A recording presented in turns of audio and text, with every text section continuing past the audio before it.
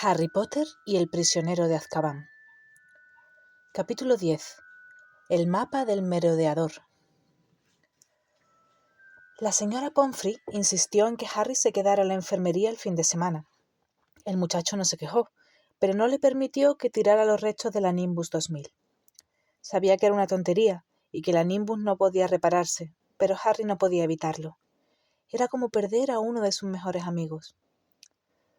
Lo visitó gente sin parar, todos con la intención de infundirle ánimos. Hagrid le envió unas flores llenas de tijeretas y que parecían coles amarillas, y Ginny Weasley, sonrojada, apareció con una tarjeta de saludo que ella misma había hecho y que cantaba con voz estridente, salvo cuando se cerraba y se metía debajo del frutero. El equipo de Gryffindor volvió a visitarlo el domingo por la mañana, esta vez con Wood, que aseguró a Harry, con voz de ultratumba, que no lo culpaba en absoluto. Ron y Hermione no se iban hasta que llegaba la noche. Pero nada de cuanto dijera o hiciese nadie podía aliviar a Harry, porque los demás solo conocían la mitad de lo que le preocupaba. No había dicho nada a nadie acerca del Grim, ni siquiera a Ron y a Hermione, porque sabía que Ron se asustaría y Hermione se burlaría. El hecho era, sin embargo, que el Grim se le había aparecido 2 veces y en las 2 ocasiones había habido accidentes casi fatales. La primera casi lo había atropellado el autobús noctámbulo. La segunda había caído de 20 metros de altura. ¿Iba a acosarlo el Grim hasta la muerte? ¿Iba a pasar él el resto de su vida esperando la aparición del animal? Y luego estaban los dementores. Harry se sentía muy humillado cada vez que pensaba en ellos. Todo el mundo decía que los dementores eran espantosos, pero nadie se desmayaba al verlos. Nadie más oía en su cabeza el eco de los gritos de sus padres antes de morir. Porque Harry sabía ya de quién era aquella voz que gritaba. En la enfermería, desvelado durante la noche, contemplando las rayas que la luz de la luna dibujaba en el techo, oía sus palabras una y otra vez. Cuando se le acercaban los dementores, oía los últimos gritos de su madre, su afán por protegerlo del Lord Voldemort y las carcajadas de Lord Voldemort antes de matarla. Harry dormía irregularmente, sumergiéndose en sueños plagados de manos corruptas y viscosas y de gritos de terror, y se despertaba sobresaltado para volver a oír los gritos de su madre. Fue un alivio regresar el lunes al bullicio del colegio, donde estaba obligado a pensar en otras cosas, aunque tuviera que soportar las burlas de Draco Malfoy. Malfoy no cabía en sí de gozo por la derrota de Gryffindor. Por fin se había quitado las vendas y lo había celebrado parodiando la caída de Harry. La mayor parte de la siguiente clase de pociones la pasó Malfoy imitando por toda la mazmorra a los dementores. Llegó un momento en que Ron no pudo soportarlo más y le arrojó un corazón de cocodrilo grande y viscoso. Le dio en la cara y consiguió que Snape le quitara 50 puntos a Gryffindor. «Si Snape vuelve a dar la clase de defensa contra las artes oscuras, me pondré enfermo», explicó Ron mientras se dirigían al aula de Lupin tras el almuerzo. «Mira a ver quién está, Hermione». Hermione se asomó al aula. «¡Estupendo!». El profesor Lupin había vuelto al aula. Ciertamente tenía aspecto de convaleciente. Las túnicas de siempre le quedaban grandes y tenía ojeras. Sin embargo, sonrió a los alumnos mientras se sentaban, y ellos prorrumpieron inmediatamente en quejas sobre el comportamiento de Snape durante la enfermedad de Lupin. «No es justo. Solo estaba haciendo una sustitución. ¿Por qué tenía que mandarnos trabajo? No sabemos nada sobre los hombres lobo. 2 pergaminos». «¿Le dijisteis al profesor Snape que todavía no habíamos llegado ahí?», preguntó el profesor Lupin frunciendo un poco el entrecejo. Volvió a producirse un barullo. «Sí, pero dijo que íbamos muy atrasados. No nos escuchó. 2 pergaminos». El profesor Lupin sonrió ante la indignación que se dibujaba en todas las caras. «No os preocupéis. Hablaré con el profesor Snape. No tendréis que hacer el trabajo». «¡Oh, no!», exclamó Hermione decepcionada. «Yo ya lo he terminado». Tuvieron una clase muy agradable. El profesor Lupin había llevado una caja de cristal que contenía un Hinky-Punk, una criatura pequeña de una sola pata que parecía hecha de humo, enclenque y aparentemente inofensiva. «Atrae a los viajeros a las ciénagas», dijo el profesor Lupin mientras los alumnos tomaban apuntes. ¿Veis el farol que le cuelga de la mano? Le sale al paso, el viajero sigue la luz y entonces... El Hinky-Punk produjo un chirrido horrible contra el cristal. Al sonar el timbre, todos, Harry entre ellos, recogieron sus cosas y se dirigieron a la puerta. Pero... «Espera un momento, Harry», le dijo Lupin. «Me gustaría hablar un momento contigo». Harry volvió sobre sus pasos y vio al profesor cubrir la caja del Hinky-Punk. «Me han contado lo del partido», dijo Lupin volviendo a su mesa y metiendo los libros en su maletín. «Y lamento mucho lo de tu escoba. ¿Será posible arreglarla?» «No», contestó Harry. «El árbol la hizo trizas». Lupin suspiró. Plantaron el sauce boxeador el mismo año que llegué a Hogwarts. La gente jugaba a un juego que consistía en aproximarse lo suficiente para tocar el tronco. Un chico llamado Davy Goodjohn casi perdió un ojo y se nos prohibió acercarnos. Ninguna escoba habría salido airosa. ¿Ha oído también lo de los dementores?, dijo Harry haciendo un esfuerzo. Lupin le dirigió una mirada rápida. Sí, lo oí. Creo que nadie ha visto nunca tan enfadado al profesor Dumbledore. Están cada vez más rabiosos porque Dumbledore se niega a dejarlos entrar en los terrenos del colegio. Fue la razón por la que te caíste, ¿no? Sí, respondió Harry. Dudó un momento y se le escapó la pregunta que le rondaba por la cabeza. ¿Por qué? ¿Por qué me afectan de esta manera? ¿Acaso soy...? No tiene nada que ver con la cobardía, dijo el profesor Lupin tajantemente, como si le hubiera leído el pensamiento. Los dementores te afectan más que a los demás, porque en tu pasado hay cosas horribles que los demás no tienen. Un rayo de sol invernal cruzó el aula, iluminando el cabello gris de Lupin y las líneas de su joven rostro. Los dementores están entre las criaturas más nauseabundas del mundo. Infestan los lugares más oscuros y más sucios. Disfrutan con la desesperación y la destrucción ajenas. Se llevan la paz, la esperanza y la alegría de cuanto les rodea. Incluso los muggles perciben su presencia aunque no pueden verlos. Si alguien se acerca mucho a un dementor, éste le quitará hasta el último sentimiento positivo y hasta el último recuerdo dichoso. Si puede, el dementor se alimentará de él hasta convertirlo en su semejante, en un ser desalmado y maligno. Le dejará sin otra cosa que las peores experiencias de su vida. Y el peor de tus recuerdos, Harry, es tan horrible que derribaría a cualquiera de su escoba. No tienes de qué avergonzarte. Cuando hay algunos cerca de mí, Harry miró la mesa de Lupin con los músculos del cuello tensos. Oigo el momento en que Voldemort mató a mi madre. Lupin hizo con el brazo un movimiento repentino, como si fuera a coger a Harry por el hombro, pero se lo pensó mejor. Hubo un momento de silencio y luego... ¿Por qué acudieron al partido?, preguntó Harry con tristeza. Están hambrientos, explicó Lupin tranquilamente cerrando el maletín, que dio un chasquido. Dumbledore no los deja entrar en el colegio, de forma que su suministro de presas humanas se ha agotado. Supongo que no pudieron resistirse a la gran multitud que había en el estadio. Toda aquella emoción, el ambiente caldeado, para ellos tenía que ser como un banquete. Azkaban debe de ser horrible, masculló Harry. Lupin asintió con melancolía. La fortaleza está en una pequeña isla perdida en el mar, pero no hacen falta muros ni agua para tener a los presos encerrados, porque todos están atrapados dentro de su propia cabeza, incapaces de tener un pensamiento alegre. La mayoría enloquece al cabo de unas semanas. Pero Sirius Black escapó, dijo Harry despacio. Escapó. El maletín de Lupin cayó de la mesa. Tuvo que inclinarse para recogerlo. Sí, dijo incorporándose. Black debe de haber descubierto la manera de hacerles frente.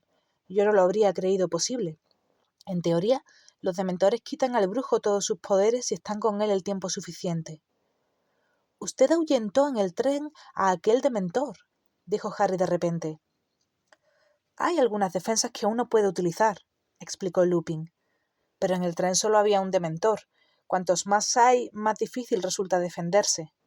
¿Qué defensas?, preguntó Harry inmediatamente. ¿Puede enseñarme? No soy ningún experto en la lucha contra los dementores, Harry, más bien lo contrario. Pero si los dementores acuden a otro partido de Quidditch, tengo que tener algún arma contra ellos. Lupin vio a Harry tan decidido que dudó un momento y luego dijo: «Bueno, de acuerdo, intentaré ayudarte, pero me temo que no podrá ser hasta el próximo trimestre. Tengo mucho que hacer antes de las vacaciones. Elegí un momento muy inoportuno para caer enfermo».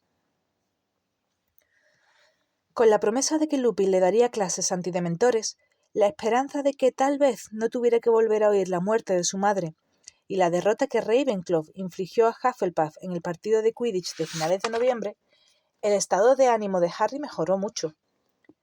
Gryffindor no había perdido todas las posibilidades de ganar la copa, aunque tampoco podían permitirse otra derrota.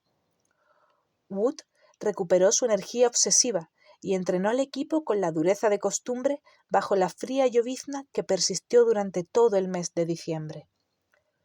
Harry no vio la menor señal de los dementores dentro del recinto del colegio. La ira de Dumbledore parecía mantenerlos en sus puestos en las entradas. 2 semanas antes de que terminara el trimestre, el cielo se aclaró de repente, volviéndose de un deslumbrante blanco opalino, y los terrenos embarrados aparecieron una mañana cubiertos de escarcha. Dentro del castillo había ambiente navideño. El profesor Flitwick, que daba encantamientos, ya había decorado su aula con luces brillantes que resultaron ser hadas de verdad que revoloteaban. Los alumnos comentaban entusiasmados sus planes para las vacaciones. Ron y Hermione habían decidido quedarse en Hogwarts, y aunque Ron dijo que era porque no podía aguantar a Percy durante 2 semanas, y Hermione alegó que necesitaba utilizar la biblioteca, no consiguieron engañar a Harry. Se quedaban para hacerle compañía, y él se sintió muy agradecido. Para satisfacción de todos, menos de Harry, estaba programada otra salida a Hogsmeade para el último fin de semana del trimestre. «Podemos hacer allí todas las compras de Navidad», dijo Hermione. «A mis padres les encantaría el hilo dental mentolado de Honeydukes». Resignado a ser el único de tercero que no iría, Harry le pidió prestado a Wood su ejemplar de El mundo de la escoba, y decidió pasar el día informándose sobre los diferentes modelos. En los entrenamientos había montado en una de las escobas del colegio, una antigua estrella fugaz muy lenta que volaba a trompicones. Estaba claro que necesitaba una escoba propia. La mañana del sábado de la excursión se despidió de Ron y de Hermione, envueltos en capas y bufandas, y subió solo la escalera de mármol que conducía a la torre de Gryffindor. Había empezado a nevar y el castillo estaba muy tranquilo y silencioso. «¡Psst! ¡Psst! ¡Harry!». Se dio la vuelta a mitad del corredor del tercer piso y vio a Fred y a George que lo miraban desde detrás de la estatua de una bruja tuerta y jorobada. «¿Qué hacéis?», preguntó Harry con curiosidad. «¿Cómo es que no echáis camino de Hogsmeade?» «Hemos venido a darte un poco de alegría antes de irnos», le dijo Fred guiñándole el ojo misteriosamente. «Entra aquí». Le señaló con la cabeza un aula vacía que estaba a la izquierda de la estatua de la bruja. Harry entró detrás de Fred y George. George cerró la puerta sigilosamente y se volvió, mirando a Harry con una amplia sonrisa. «Un regalo navideño por adelantado, Harry», dijo. Fred sacó algo de debajo de la capa y lo puso en una mesa, haciendo con el brazo un ademán rimbombante. Era un pergamino grande, cuadrado, muy desgastado. No tenía nada escrito.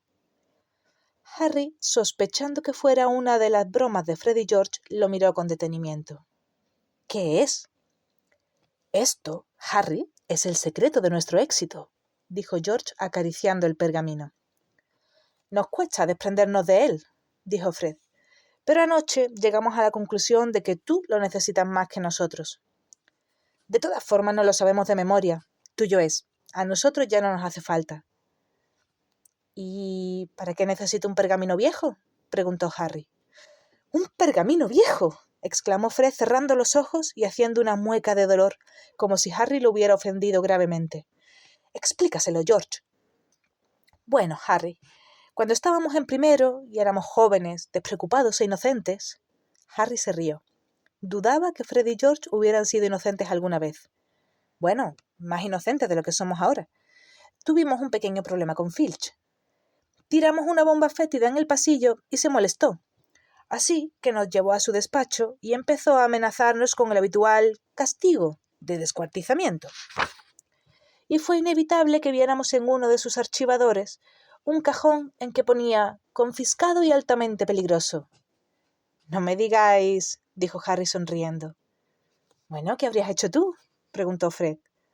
George se encargó de distraerlo lanzando otra bomba fétida. Yo abrí a toda prisa el cajón y cogí esto. «No fue tan mala como parece», dijo George. «Creemos que Filch no sabía utilizarlo. Probablemente sospechaba lo que era, porque si no, no lo habría confiscado». «¿Y sabéis utilizarlo?» «Sí», dijo Fred sonriendo con complicidad. «Esta pequeña maravilla nos ha enseñado más que todos los profesores del colegio». «Me estáis tomando el pelo», dijo Harry mirando el pergamino. «¿Ah, sí? ¿Te estamos tomando el pelo?», dijo George. Sacó la varita, tocó con ella el pergamino y pronunció: «Juro solemnemente que mis intenciones no son buenas». E inmediatamente, a partir del punto en que había tocado la varita de George, empezaron a aparecer unas finas líneas de tinta como filamentos de telaraña. Se unieron unas con otras, se cruzaron y se abrieron en abanico en cada una de las esquinas del pergamino. Luego empezaron a aparecer palabras en la parte superior, palabras en caracteres grandes, verdes y floreados que proclamaban: «Los señores Lunático, Colagusano, Canuto y Cornamenta, proveedores de artículos para magos traviesos, están orgullosos de presentar el mapa del merodeador». Era un mapa que mostraba cada detalle del castillo de Hogwarts y de sus terrenos. Pero lo más extraordinario eran las pequeñas motas de tinta que se movían por él, cada una etiquetada con un nombre escrito con letra diminuta. Estupefacto, Harry se inclinó sobre el mapa. Una mota de la esquina superior izquierda, etiquetada con el nombre del profesor Dumbledore, lo mostraba caminando por su estudio. La gata del portero, la señora Norris, patrullaba por la segunda planta, y Pips se hallaba en aquel momento en la sala de los trofeos dando tumbos. Y mientras los ojos de Harry recorrían los pasillos que conocía, se percató de otra cosa. Aquel mapa mostraba una serie de pasadizos en los que él no había entrado nunca. Muchos parecían conducir... «Exactamente, a Hogsmeade», dijo Fred recorriéndolos con el dedo. «Hay 7 en total. Ahora bien, Filch conoce estos 4. Los señaló. Pero nosotros estamos seguros de que nadie más conoce estos otros. Olvídate de este de detrás del espejo de la 4ª planta. Lo hemos utilizado hasta el invierno pasado, pero ahora está completamente bloqueado. Y en cuanto a este, no creemos que nadie lo haya utilizado nunca, porque el sauce boxeador está plantado justo en la entrada. Pero este de aquí lleva directamente al sótano de Honeydukes. Lo hemos atravesado montones de veces, y la entrada está al lado mismo de esta aula, como quizás hayas notado, en la joroba de la bruja tuerta». «Lunático, Colagusano, Canuto y Cornamenta», suspiró George señalando la cabecera del mapa. «Les debemos tanto». «Hombres notables que trabajaron sin descanso para ayudar a una nueva generación de quebrantadores de la ley», dijo Fred solemnemente. «Bien», añadió George, «no olvides borrarlo después de haberlo utilizado. De lo contrario, cualquiera podría leerlo», dijo Fred en tono de advertencia. «No tienes más que tocarlo con la varita y decir «travesura realizada» y se quedará en blanco». «Así que, joven Harry», dijo Fred, imitando a Percy admirablemente, «pórtate bien». «Nos veremos en Honeydukes», le dijo George, guiñándole un ojo. Salieron del aula sonriendo con satisfacción. Harry se quedó allí, mirando el mapa milagroso. Vio que la mota de tinta que correspondía a la señora Norris se volvía a la izquierda y se paraba a olfatear algo en el suelo. Si realmente Filch no lo conocía, él no tendría que pasar por el lado de los dementores. Pero incluso mientras permanecía allí emocionado, recordó algo que en una ocasión había oído al señor Weasley. «No confíes en nada que pienses si no sabes dónde tiene el cerebro». Aquel mapa parecía uno de aquellos peligrosos objetos mágicos contra los que el señor Weasley les advertía. Artículos para magos traviesos. Ahora bien, meditó Harry, Él solo quería utilizarlo para ir a Hogsmeade. No era lo mismo que robar o atacar a alguien. Y Fred y George lo habían utilizado durante años sin que ocurriera nada horrible. Harry recorrió con el dedo el pasadizo secreto que llevaba a Honeydukes. Entonces, muy rápidamente, como si obedeciera una orden, enrolló el mapa, se lo escondió en la túnica y se fue a toda prisa hacia la puerta del aula. La abrió 5 centímetros. No había nadie allá afuera. Con mucho cuidado, salió del aula y se colocó detrás de la estatua de la bruja tuerta. ¿Qué tenía que hacer? Sacó de nuevo el mapa y vio con asombro que en él había aparecido una mota de tinta con el rótulo Harry Potter. Esta mota se encontraba exactamente donde estaba el verdadero Harry, hacia la mitad del corredor de la 3ª planta. Harry lo miró con atención. Su otro yo de tinta parecía golpear a la bruja con la varita. Rápidamente, Harry extrajo su varita y le dio a la estatua unos golpecitos. Nada ocurrió. Volvió a mirar el mapa.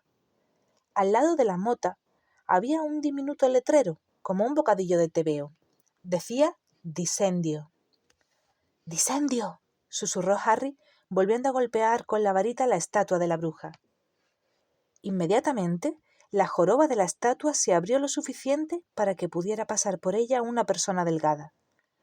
Harry miró a ambos lados del corredor, guardó el mapa, metió la cabeza por el agujero y se impulsó hacia adelante.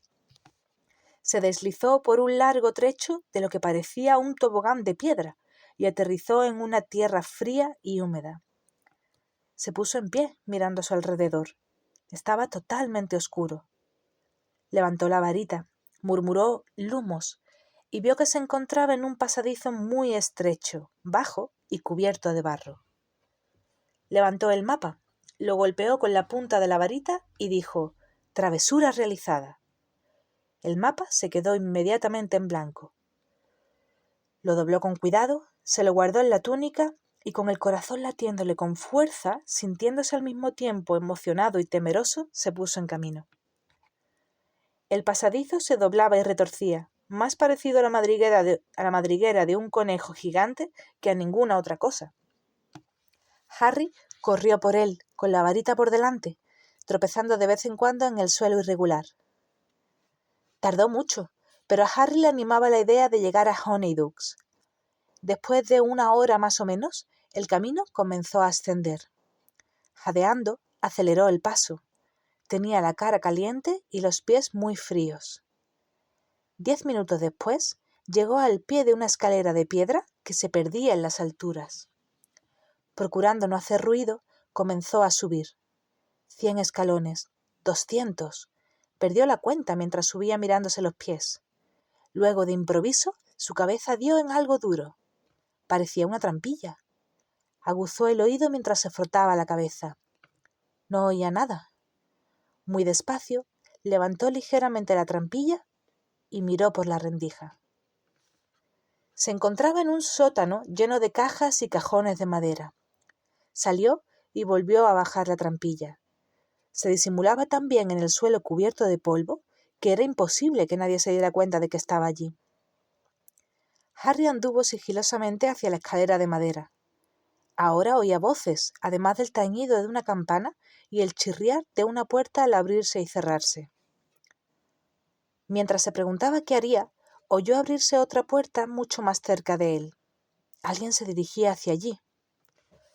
«Y coge otra caja de babosas de gelatina, querido. Casi se han acabado», dijo una voz femenina. Un par de pies bajaba por la escalera. Harry se ocultó tras un cajón grande y aguardó a que pasaran. Oyó que el hombre movía unas cajas y las ponía contra la pared de enfrente. Tal vez no se presentara otra oportunidad. Rápida y sigilosamente salió del escondite y subió por la escalera. Al mirar hacia atrás, vio un trasero gigantesco y una cabeza calva y brillante metida en una caja. Harry llegó a la puerta, que estaba al final de la escalera, la atravesó y se encontró tras el mostrador de Honeydukes. Agachó la cabeza, salió a gatas y se volvió a incorporar. Honeydukes estaba tan abarrotada de alumnos de Hogwarts que nadie se fijó en Harry. Pasó por detrás de ellos mirando a su alrededor y tuvo que contener la risa al imaginarse la cara que pondría Dudley si pudiera ver dónde se encontraba. La tienda estaba llena de estantes repletos de los dulces más apetitosos que se puedan imaginar. Cremosos trozos de turrón, cubitos de helado de coco de color rosa brillante, gruesos caramelos de café con leche, cientos de chocolates diferentes puestos en filas. Había un barril enorme lleno de grajeas de todos los sabores y otro de meigas fritas, las bolas de helado levitador de las que le había hablado Ron. En otra pared había dulces de efectos especiales. Drubbles, el mejor chicle para hacer globos. Podía llenar una habitación de globos de color jacinto que tardaban días en explotar.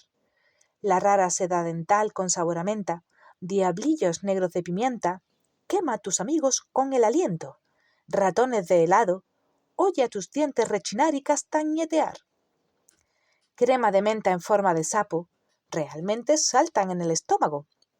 Frágiles plumas de azúcar hilado y caramelos que estallaban.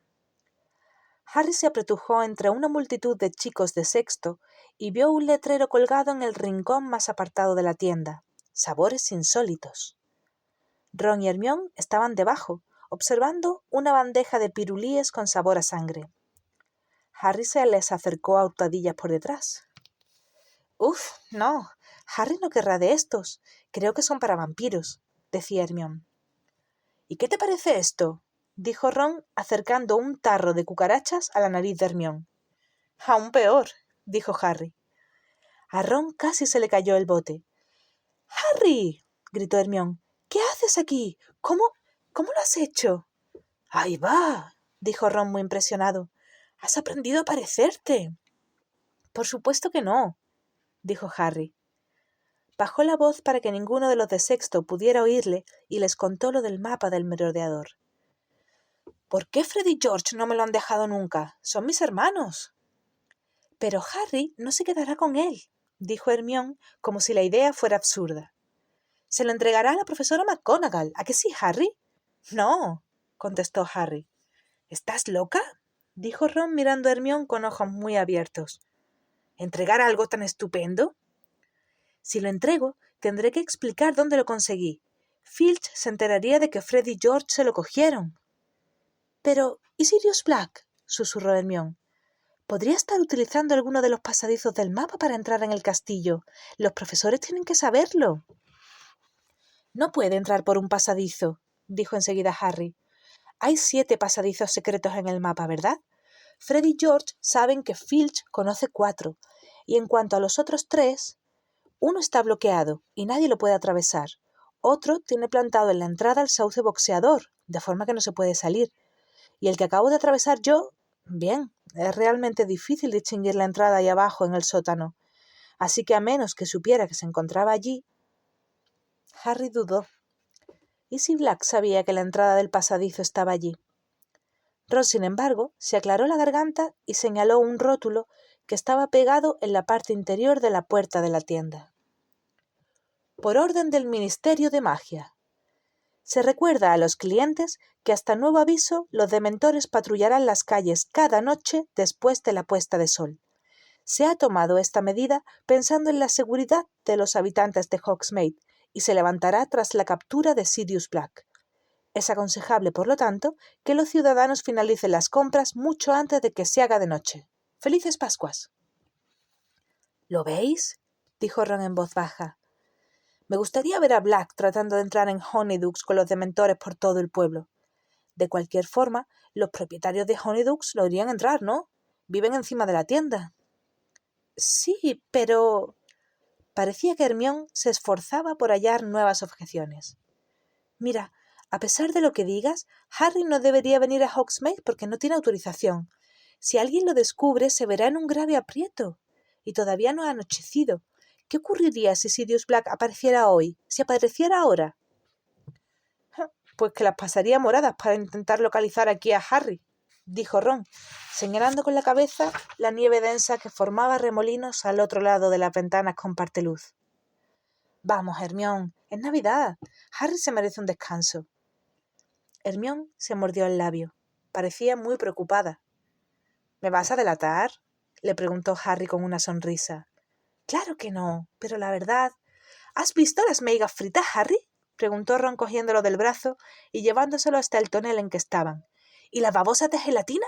¿Y las píldoras ácidas? Fred me dio una cuando tenía 7 años. Me hizo un agujero en la lengua. Recuerdo que mi madre le dio una buena tunda con la escoba. Ron se quedó pensativo mirando la caja de píldoras. ¿Creéis que Fred picaría y cogería una cucaracha si le dijera que son cacahuetes? Después de pagar los dulces que habían cogido, salieron los tres a la ventisca de la calle. Hogsmeade era como una postal de Navidad. Las tiendas y casitas con techumbre de paja estaban cubiertas por una capa de nieve crujiente. En las puertas había adornos navideños y filas de velas embrujadas que colgaban de los árboles. A Harry le dio un escalofrío. A diferencia de Ron y Hermione, no había cogido su capa. Subieron por la calle, inclinando la cabeza contra el viento. Ron y Hermione gritaban con la boca tapada por la bufanda. ¡Ahí está Correos! ¡Zonko está allí! ¿Podríamos ir a la casa de los gritos? Os propongo otra cosa, dijo Ron castañeteando los dientes. ¿Qué tal si tomamos una cerveza de mantequilla y las 3 escobas? A Harry le apetecía muchísimo, porque el viento era horrible y tenía las manos congeladas. Así que cruzaron la calle y a los pocos minutos entraron en el bar. Estaba calentito y lleno de gente, de bullicio y de humo. Una mujer guapa y de buena figura servía a un grupo de pendencieros en la barra. «Esa es la señora Rosmerta», dijo Ron.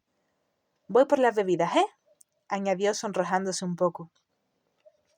Harry y Hermione se dirigieron a la parte trasera del bar, donde quedaba libre una mesa pequeña entre las ventanas y un bonito árbol navideño al lado de la chimenea. Ron regresó 5 minutos más tarde con 3 jarras de caliente y espumosa cerveza de mantequilla. «¡Felices Pascuas!», dijo levantando la jarra muy contento. Harry bebió hasta el fondo. Era lo más delicioso que había probado en la vida y reconfortaba cada célula del cuerpo. Una repentina corriente de aire lo despeinó. Se había vuelto a abrir la puerta de las 3 escobas. Harry echó un vistazo por encima de la jarra y casi se atragantó. El profesor Flitwick y la profesora McGonagall acababan de entrar en el bar con una ráfaga de copos de nieve. Lo seguía Hagrid muy de cerca, inmerso en una conversación con un hombre corpulento que llevaba un sombrero hongo de color verde lima y una capa de rayas finas. Era Cornelius Fudge, el ministro de magia. En menos de un segundo, Ron y Hermione obligaron a Harry a agacharse y esconderse debajo de la mesa, empujándolo con las manos. Chorreando cerveza de mantequilla y en cuclillas, empuñando con fuerza la jarra vacía, Harry observó los pies de los 3 adultos que se acercaban a la barra, se detenían, se daban la vuelta y avanzaban hacia donde él estaba. Hermione susurró: «¡Mobiliarbo!». El árbol de Navidad que había al lado de la mesa se elevó unos centímetros, se corrió hacia un lado y suavemente se volvió a posar delante de ellos, ocultándolos. Mirando a través de las ramas más bajas y densas, Harry vio las patas de 4 sillas que se separaban de la mesa de al lado, y oyó a los profesores y al ministro resoplar y suspirar mientras se sentaban. Luego vio otro par de pies con zapatos de tacón alto y de color turquesa brillante, y oyó una voz femenina. «Una tacita de alelí». «Para mí», indicó la voz de la profesora McGonagall. «2 litros de hidromiel caliente con especias». «Gracias, Rosmerta», dijo Hagrid. «Un jarabe de cereza y gaseosa con hielo y sombrilla». Dijo el profesor Flitwick relamiéndose. «El ron de grosella tiene que ser para usted, señor ministro». «Gracias, Rosmerta, querida», dijo la voz de Fudge. «Estoy encantado de volver a verte. Tómate tú otro, ¿quieres? Ven y únete a nosotros». «Muchas gracias, señor ministro». Harry vio alejarse y regresar los llamativos tacones. Sentía los latidos del corazón en la garganta. ¿Cómo no se le había ocurrido que también para los profesores era el último fin de semana del trimestre? ¿Cuánto tiempo se quedarían allí sentados? Necesitaba tiempo para volver a entrar en Honeydukes a hurtadillas si quería volver al colegio aquella noche. A la pierna de Hermione le dio un tic. —¿Qué le trae por estos pagos, señor ministro? —dijo la voz de la señora Rosmerta. Harry vio girarse la parte inferior del grueso cuerpo de Fudge como si estuviera comprobando que no había nadie cerca. Luego dijo en voz baja: —¿Qué va a ser, querida? Sirius Black. Me imagino que sabes lo que ocurrió en el colegio en Halloween. —Sí, oí un rumor —admitió la señora Rosmerta. —¿Se lo contaste a todo el bar, Hagrid? —dijo la profesora McGonagall enfadada. —¿Cree que Black sigue por la zona, señor ministro? —susurró la señora Rosmerta. —Estoy seguro —dijo Fudge escuetamente. —¿Sabe que los dementores han registrado ya 2 veces este local? —dijo la señora Rosmerta.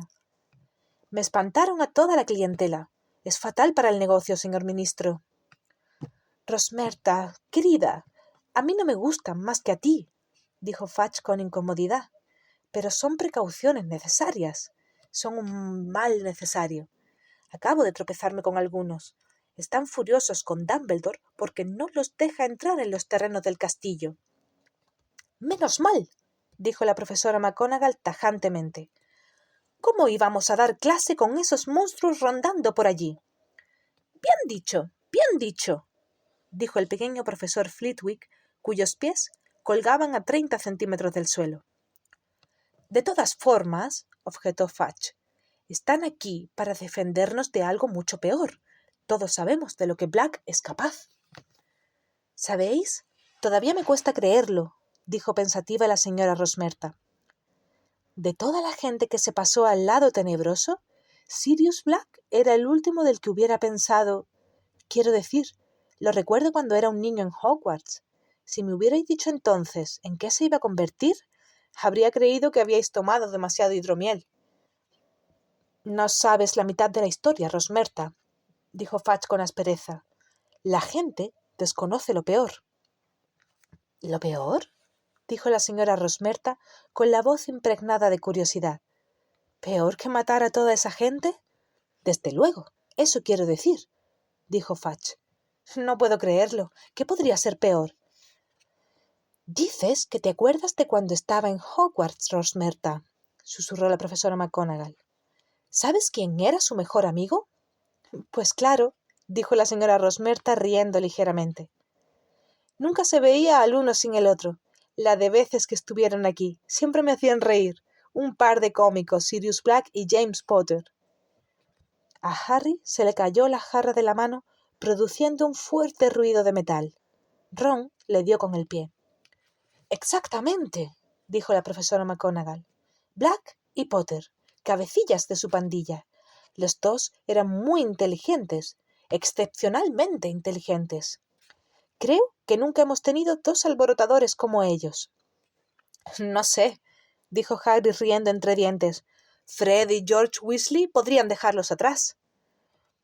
—Cualquiera habría dicho que Black y Potter eran hermanos —terció el profesor Flitwick—. Eran inseparables. —Por supuesto que lo eran —dijo Fudge—. Potter confiaba en Black más que en ningún otro amigo. Nada cambió cuando dejaron el colegio. Black fue el padrino de boda cuando James se casó con Lily. Luego fue el padrino de Harry. Este no sabe nada, claro. Ya te puedes imaginar cuánto se impresionaría si lo supiera. —Porque Black se alió con quien ustedes saben —susurró la señora Rosmerta. —Aún peor, querida. Fudge bajó la voz y continuó en un susurro casi inaudible. Los Potter no ignoraban que quien tú sabes iba tras ellos. Dumbledore, que luchaba incansablemente contra quien tú sabes, tenía cierto número de espías. Uno le dio el soplo, y Dumbledore alertó inmediatamente a James y a Lily. Les aconsejó ocultarse. Bien, por supuesto que quien tú sabes no era alguien de quien uno se pudiera ocultar fácilmente. Dumbledore les dijo que su mejor defensa era el encantamiento Fidelio. —¿Cómo funciona eso? —preguntó la señora Rosmerta, muerta de curiosidad. El profesor Flitwick carraspeó. —Es un encantamiento tremendamente complicado —dijo con voz de pito—, que supone el ocultamiento mágico de algo dentro de una sola mente. La información se oculta dentro de la persona elegida, que es el guardián secreto, y en lo sucesivo es imposible encontrar lo que guarda, a menos que el guardián secreto opte por divulgarlo. Mientras el guardián secreto se negara a hablar, quien tú sabes podía registrar el pueblo en que estaban James y Lily sin encontrarlos nunca, aunque tuviera la nariz pegada a la ventana de la salita de estar de la pareja. ¿Así que Black era el guardián secreto de los Potter?, susurró la señora Rosmerta. Naturalmente, dijo la profesora McGonagall. James Potter le dijo a Dumbledore que Black daría su vida antes de revelar dónde se ocultaban, y que Black estaba pensando en ocultarse él también. Y aún así, Dumbledore seguía preocupado. Él mismo se ofreció como guardián secreto de los Potter. ¿Sospechaba de Black?, exclamó la señora Rosmerta. Dumbledore estaba convencido de que alguien cercano a los Potter había informado a quien tú sabes de sus movimientos, dijo la profesora McGonagall con voz misteriosa. De hecho, llevaba algún tiempo sospechando que en nuestro bando teníamos un traidor que pasaba información a quien tú sabes. ¿Y a pesar de todo, James Potter insistió en que el guardián secreto fuera Black? Así es, confirmó Fudge. Y apenas una semana después de que se hubiera llevado a cabo el encantamiento Fidelio, ¿Black los traicionó?, musitó la señora Rosmerta. Desde luego. Black estaba cansado de su papel de espía. Estaba dispuesto a declarar abiertamente su apoyo a quien tú sabes, y parece que tenía la intención de hacerlo en el momento en que murieran los Potter. Pero como sabemos todos, quien tú sabes sucumbió ante el pequeño Harry Potter. Con sus poderes destruidos, completamente debilitado, huyó y dejó a Black en una situación incómoda. Su amo había caído en el mismo momento en que Black había descubierto su juego. No tenía otra elección que escapar. «Sucio y asqueroso traidor», dijo Hagrid tan alto que la mitad del bar se quedó en silencio. «Tss», dijo la profesora McGonagall. «¡Me lo encontré!», bramó Hagrid. «Seguramente fui yo el último que lo vio antes de que matara a toda aquella gente. Fui yo quien rescató a Harry de la casa de Lily y James después de su asesinato. Lo saqué de entre las ruinas, pobrecito. Tenía una herida grande en la frente y sus padres habían muerto. Y Sirius Black apareció en aquella moto voladora que solía llevar. No se me ocurrió preguntarme lo que había ido a hacer allí. No sabía que él había sido el guardián secreto de Lily y James. Pensé que se había enterado del ataque de quien vosotros sabéis y había acudido para ver en qué podía ayudar. Estaba pálido y tembloroso. ¿Y sabéis lo que hice? Me puse a consolar a aquel traidor asesino, exclamó Hagrid. Hagrid, por favor, dijo la profesora McGonagall, baja la voz. ¿Cómo iba a saber yo que su turbación no se debía a lo que les había pasado a Lily y a James? Lo que le turbaba era la suerte de quien vosotros sabéis. Y entonces me dijo, «Dame a Harry, Hagrid, soy su padrino, yo cuidaré de él». ¡Ja! Pero yo tenía órdenes de Dumbledore y le dije a Black que no. Dumbledore me había dicho que Harry tenía que ir a casa de sus tíos. Black discutió, pero al final tuvo que ceder. Me dijo que cogiera su moto para llevar a Harry hasta la casa de los Dursley. «No la necesito ya», me dijo. Tendría que haberme dado cuenta de que había algo raro en todo aquello. Adoraba su moto. ¿Por qué me la daba? ¿Por qué decía que ya no la necesitaba? La verdad es que una moto deja demasiadas huellas. Es muy fácil de seguir. Dumbledore sabía que él era el guardián de los Potter. Black tenía que huir aquella noche. Sabía que el ministerio no tardaría en perseguirlo. Pero, ¿y si le hubiera entregado a Harry, Apuesto a que lo habría arrojado de la moto en alta mar, al hijo de su mejor amigo. Y es que cuando un mago se pasa al lado tenebroso, no hay nada ni nadie que le importe. Tras la perorata de Hagrid hubo un largo silencio. Luego la señora Rosmerta dijo con cierta satisfacción: «Pero no consiguió huir, ¿verdad? El Ministerio de Magia lo atrapó al día siguiente». «¡Ah! Si lo hubiéramos encontrado nosotros», dijo Fudge con amargura. «No fuimos nosotros, fue el pequeño Peter Pettigrew, otro de los amigos de Potter. Enloquecido de dolor, sin duda, y sabiendo que Black era el guardián secreto de los Potter, él mismo lo persiguió». «¿Pettigrew? ¿Aquel gordito que lo seguía a todas partes?», preguntó la señora Rosmerta. Adoraba a Black y a Potter, eran sus héroes, dijo la profesora McGonagall. No era tan inteligente como ellos, y a menudo yo era brusca con él. Podéis imaginaros cómo me pesa ahora. Su voz sonaba como si tuviera un resfriado repentino. Venga, venga, Minerva, le dijo Fudge amablemente. Pettigrew murió como un héroe. Los testigos oculares, Muggles, por supuesto, tuvimos que borrarles la memoria, nos contaron que Pettigrew había arrinconado a Black. Dicen que sollozaba: «A Lily y a James, Sirius, ¿cómo pudiste?». Y entonces sacó la varita. Aunque, claro, Black fue más rápido. Hizo polvo a Pettigrew.